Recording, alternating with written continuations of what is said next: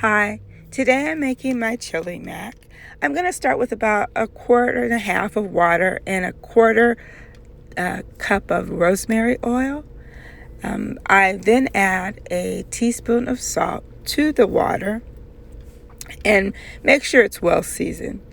I'm going to use a cup and a quarter of macaroni noodles. That typically for me fills a casserole dish. I use a quarter cup of green bell peppers and a half a cup of red onion, 2 pounds of hamburger, as well as a cup of mixed cheese, maybe a cup and a half, and it's mozzarella as well as cheddar. And then I'm going to use a cup of chopped mushrooms and a quarter cup of chopped green onions. From there, I'm going to add my seasonings: garlic powder.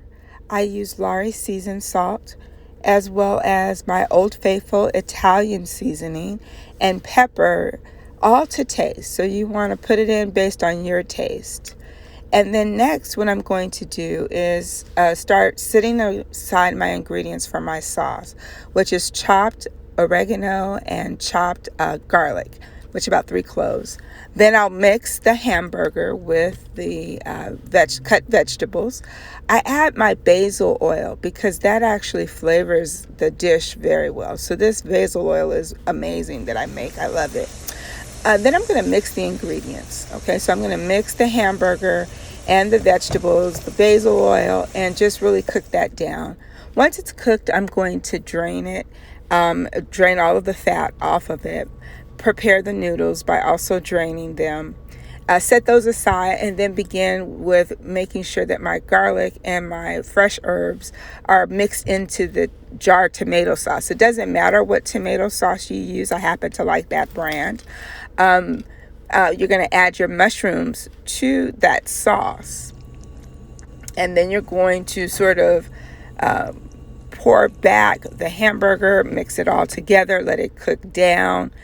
And once it's cooked, sufficiently where the mushrooms are soft, you can add the noodles back to the sauce. Now, this is easy. So once I've done cooking my noodle dish, what I do is I put a small layer into a casserole dish, and I'm going to put cheese on it the same way you would if you were making lasagna. And so I would have a layer of the chili mac, and then I add cheese to the top, and then I'm going to put an additional layer of chili mac, and then finish it off with cheese and the green onion. And so it cooks for about 20 minutes. When it's done, this is what it looks like, and you have dinner.